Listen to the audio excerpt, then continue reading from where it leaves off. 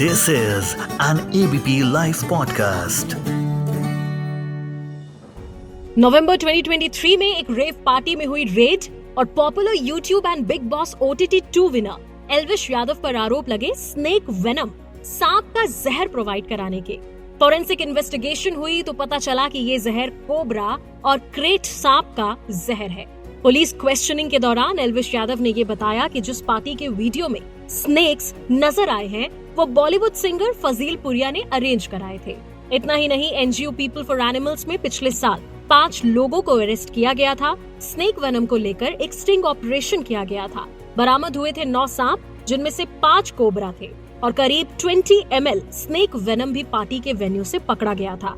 और उन गिरफ्तार हुए लोगों ने बताया था कि उन्होंने एल्विश यादव की पार्टी के लिए सांप का इंतजाम किया था। एक सप्लायर राहुल यादव को भी अरेस्ट किया गया था और उसने भी एल्विश यादव का नाम अपने स्टेटमेंट्स में लिया। एक्यूज्ड लोगों ने पुलिस क्वेश्चनिंग में बताया they supplied snake venom at rave parties organized by Elvish Yadav.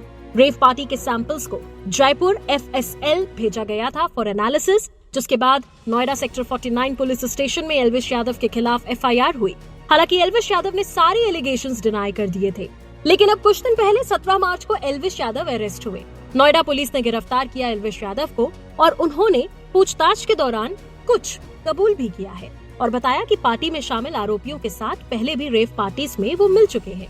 आरोप तो यही है कि पार्टी में स्नेक वेनम और स्नेक की सप्लाई करवाते हैं। चलिए आइए लीगैलिटीज पर भी अब बात कर लेते हैं। हमारे साथ में जुड़ने जा रहे हैं। नमस्कार मानसी जी, मेरा नाम श्वेतांक सलकवाल है। मैं as an advocate on record Supreme Court में प्रैक्टिस करता हूँ। Thank you so much sir ABP live podcast के साथ जुड़ने के लिए। सबसे पहला सवाल जो मैं आपसे करने जा रही हूँ वो यही कि ये बताइए कि स्नेक वेनम का इस्तेमाल और सांप की जो खरीद फरोख्त है ये कितना बड़ा अपराध है? ये स्नेक वेनम का इस्तेमाल आखिर होता कहाँ है, क्यों होता है? देखिए, पहला तो ये अपराध हमारे वाइल्ड लाइफ प्रोटेक्शन एक्ट में डिफाइंड है। अगर आप किसी भी एनिमल या स्नेक या किसी भी चीज को अगर आप गलत तरीके से यूज करते हैं अपने पर्सनल पर्पसेस के लिए या उनको नुकसान या किसी भी टाइप की हानि पहुंचाते हैं तो उसमें ये एक पनिशेबल ऑफेंस है वाइल्ड लाइफ प्रोटेक्शन एक्ट में, जिसमें आपको 3 साल तक की सजा का प्रावधान दिया हुआ है। और इसमें कुछ ही एनिमल्स आते हैं? नहीं, इसमें वाइल्ड लाइफ प्रोटेक्शन एक्ट में एक शेड्यूल है जिसमें एनिमल्स डिफाइन किए हुए हैं गवर्नमेंट ने कि ये सारे एनिमल उसमें कवर होंगे। तो वो और उनमें स्नेक सारे जी ओके सर। अब ये स्नेक वेनम का इस्तेमाल अगर आप बताएं सर, ये कहाँ होता है, क्यों होता है? देखिए, स्नेक वेनम का इस्तेमाल कुछ दवाइयां बनाने के लिए होता है। जैसे अगर आपको किसी सांप ने काटा गलती से तो उसी का क्योर करने के लिए ये स्नेक वेनम का इस्तेमाल किया जाता है। इसका मेडिसिनल पर्पसेस के लिए इसका यूज होता है बेसिकली। Okay sir. और जहाँ पार्टी में रिक्रिएशनल यूज के लिए हो रहा था? जी सर। अगर ये मुझे भी आप ही के लोगों के द्वारा ये जानकारी मिली है, क्योंकि ये हम भी इससे अवगत नहीं थे। ये चीज हमारे सामने भी बहुत पहली बार आई है कि भाई स्नेक वेनम का यूज पार्टीज में हो रहा है। इस पे एक दबी जुबान में मैंने अभी कुछ पढ़ने की कोशिश की। जब ये केस चर्चा में आया तो मैंने काफी कुछ इस पे रिसर्च करने की कोशिश की, भाई ये है क्या। तो कई लोगों ने इसमें दबी जुबान में इसका जिक्र किया है कि भाई पार्टीज में स्नेक वेनम यूज होता है और ये एक टाइप का आपको एक हाई करता है जिसका मतलब या तो असर 6 से 7 घंटा रहता है या कहीं कहीं पर 6 से 7 दिन भी रहता है। क्या ये जहर नुकसानदायक नहीं है? मतलब जहर तो हम सब अमूमन यही जानते हैं कि आपकी बॉडी के लिए हानिकारक है। बिल्कुल है। जहर तो किसी भी प्रकार का जहर वो आपके लिए हानिकारक ही है। आप सिगरेट भी पीते हैं तो उसमें भी निकोटीन होती है। उस पे अगर आप देखेंगे कवर पे वार्निंग लिख के आती है कि ये पीना स्वास्थ्य के लिए हानिकारक है। तो किसी भी टाइप का आप ऐसे सब्सटेंसेस यूज कर रहे हैं तो ये आपको कहीं ना कहीं लॉन्ग रन में बहुत ज्यादा नुकसान पहुंचाएंगे। एग्जैक्टली। देश में ये कितना बड़ा कारोबार है सर? कब से चलता आ रहा है इस तरह सांप की तस्करी एंड ऑल? देखिए, ये तो पहला मामला है जो सामने आया है। सांप की तस्करी का तो बात अलग है कि देखिए कुछ मैंने वो भाई जैसे कस्टम्स पे कई बार ये इंडेंजर्ड स्पीशीज में कई स्पीशीज आती है तो उनका भी ट्रांसपोर्टेशन इंडिया से एक्सपोर्ट की जाती है इलीगली। तो ये इंडेंजर्ड स्पीशीज में आती है जिनको प्रोटेक्ट किया हुआ है वाइल्ड लाइफ ने प्रोटेक्शन एक्ट में। तो अगर ये इंडेंजर्ड स्पीशीज को अगर आप बाहर ले जा रहे हैं without the permission of the government तो ये अपराध ही है। उसमें कस्टम्स पे भी कई लोग पकड़े गए हैं। बट ये होता था कि वो लोग शौक से ले जाते थे, अपने शौक पूरा करने के लिए लोग उसको इलीगली ट्रांसपोर्ट कर रहे हैं किसी और कंट्री में। एग्जैक्टली। बट यहाँ पर तो इसका जहर का इस्तेमाल हो रहा है उसको हमारे ही देश में पार्टीज में।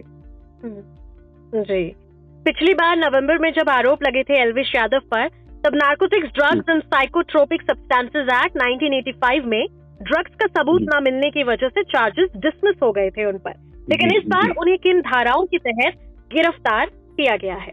देखिए, मैंने एफआईआर नहीं पढ़ी है तो मैं आपको पूरी चीज पे तो उस पे नहीं बता पाऊंगा, बट हाँ, जो आप लोगों के या मीडिया के माध्यम से मुझे जानकारी मिली है तो उस पे सेक्शन 8 है, सेक्शन 20 है, सेक्शन 27 है एनडीपीएस एक्ट और सेक्शन 29 है। तो ये सारे जो है जितने भी धाराएं 27 एंड 29, ये जो भी धाराएं लगाई गई है ये होती है कैनाबिस, जिसको हम हेम्प भी बोलते हैं, वो प्लांट होता है।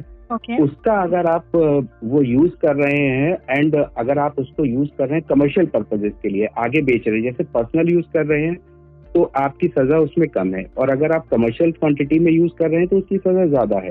तो ये जो भी धाराएं लगी हैं ये कैनाबिस प्लांट को लेके लगी हुई हैं, जो कि मुझे मीडिया के माध्यम से पता चला है कि ये धाराएं लगी हैं। जैसे धारा 20 है, वो बताती है कि punishment for contravention in relation to cannabis plant and cannabis.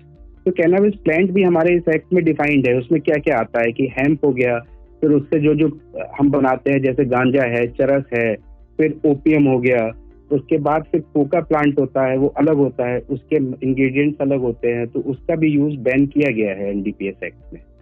जी, सजा के क्या प्रोविजंस होते हैं इस एक्ट में? और अभी तक जो भी एल्विश यादव ने कबूला है कि हाँ, जो आरोपी गिरफ्तार हुए थे, मैं उनसे पहले भी पार्टीज में मिला हूँ, जिस तरह से उन्होंने कबूला है, सजा के क्या प्रोविजंस हैं और जो उन्होंने कबूला है क्या कोई सजा बनती है? देखिए, कबूलनामा जो है, आदमी अभी तो एफआईआर स्टेज पे है। एनडीपीएस एक्ट में अगर आपके ऊपर कोई चार्ज लगा है तो इसमें चार्जशीट, सबसे पहले मैं आपको ये बताना चाहूंगा, इसमें चार्जशीट फाइल करने का टाइम होता है 6 मंथ का। जैसे ऑर्डिनरी जो ऑफेंसेस होते हैं उसमें आप 60 दिन और 90 दिन, जहाँ पर आपका मर्डर आपने किया है या डकैती किया है या उसके वैसे हीनियस ऑफेंसेस है, वहां पर आपको 90 दिन का टाइम दिया हुआ है चार्जशीट फाइल करने का। इसमें टाइम है 6 महीने का चार्जशीट फाइल करने का। और 6 महीने which can be extended up to 1 year with the prior permission of public prosecutor. तो ये चीज इसमें है। तो उनके पास इन्वेस्टिगेशन करने का पूरा टाइम है। ये स्नेक वेनम जो मैंने शेड्यूल देखा है या जो भी एनडीपीएस पढ़ा है, तो उसका पार्ट तो मुझे स्नेक वेनम स्पेसिफिकली कहीं भी मेंशन नहीं है इस पूरे एक्ट में। अच्छा। तो और दूसरा ये है कि रही कबूलनामे की बात, तो अगर पुलिस के सामने दिया हुआ आपका कोई भी बयान है, वो हमारे एविडेंस एक्ट में उसको एडमिसिबल नहीं होता है जब तक वो कोई रिकवरी नहीं होती है उनके बयान पे। अच्छा। तो उस बयान का तो कोई मतलब नहीं है, वो किसी भी दिन उससे अपने स्टेटमेंट से पलट सकते हैं, क्योंकि वो ये कह सकते हैं कि मुझे दबाव में लेके ये बयान दिया गया। तो उस बयान को तो मैं नहीं मानता हूँ कि ये कबूलनामा है उनका। जब तक चार्जशीट नहीं फाइल हो जाती है, और वो तो ट्रायल के दौरान प्रूव होगा कि ये कबूलनामा था या नहीं था। अच्छा, अगर कबूलनामा हो गया, सजा अगर होती है, अगर आरोप सिद्ध हो जाते हैं, तो हम उस पर सजा पे आते हैं। देखिए, अगर आप कमर्शियल, आप प्राइवेट यूज के लिए कोई चीज ले रहे हैं, जैसे मान लीजिए क्वांटिटी 10 ग्राम है, किसी भी आप गांजे की क्वांटिटी आपकी 10 ग्राम है, 20 ग्राम है, तो वो कमर्शियल क्वांटिटी से बहुत कम में आती है, वो प्राइवेट यूज में आ गई, तो वहां पर आपको सजा होगी 1 साल की। अब मान लीजिए आपके पास 1 किलो गांजा है, तो वो 1 से 1.5 किलो गांजा है, तो वो आपकी कमर्शियल क्वांटिटी में आता है कि आप कहीं पर उसको आगे प्रोवाइड कर रहे हैं लोगों को, तो उसमें सजा 10 साल है। ओके। और बहुत ज्यादा क्वांटिटी में अगर आपके पास मिला है तो सजा 20 साल की भी हो सकती है, 10 साल which can be extended up to 20 years। Okay, यानी कि बचने के चांसेस हैं कि नहीं है? देखिए, बचने के चांसेस तो मैं ये कहूंगा कि देखिए, अभी आप चार्जशीट फाइल करने होने तक तो हम वैसे भी कुछ नहीं कह सकते, क्योंकि अभी तो अंडर इन्वेस्टिगेशन है। और ऐसे केसेस में क्या होता है कि कोर्ट बेल देने में भी असमर्थ होता है, क्योंकि बहुत सारी ऐसी गाइडलाइंस है सुप्रीम कोर्ट की कि भाई बेल देने में कई चीजें देखते हैं कोर्ट, जैसे आपका व्यवहार कैसा रहा है। अब एल्विश यादव के केस में तो आप जानते ही हैं कि उन्होंने 2 और उनके वीडियोस अभी सामने आए हैं, जो मुझे मालूम हुआ है मीडिया के माध्यम से, कि एक उन्होंने किसी के साथ मारपीट की, फिर कहीं जयपुर में भी उन्होंने किसी के साथ मारपीट की थी। तो कोर्ट देखता है उसमें आपका पहला प्रीवियस आपका व्यवहार कैसा, एंटीसीडेंट्स जिसको बोलते हैं हम लोग इंग्लिश में, वो आपका कैसा रहा है। तो वो सारी चीजें भी इनके खिलाफ जाती है। प्लस अभी इन्वेस्टिगेशन चल रही है, अभी चार्जशीट नहीं फाइल हुई है। तीसरा सबसे बड़ी चीज जो है कि आप एक इन्फ्लुएंशियल व्यक्ति है, आप जो है वो ट्रायल को इन्फ्लुएंस कर सकते हैं। तो इसमें तो जब तक चार्जशीट नहीं फाइल होती, अगर पुलिस ये बोलती है कि हम ये एनडीपीएस के जितने सेक्शन है ये हटा रहे हैं, हमको नहीं मिला इनके खिलाफ कुछ, तो आपके बेल होने के चांसेस बहुत अच्छे हैं, आप बाहर आ सकते हैं।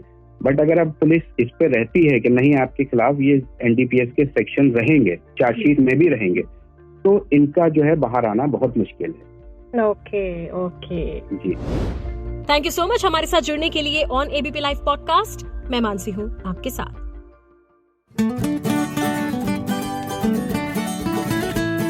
This is an ABP Live podcast.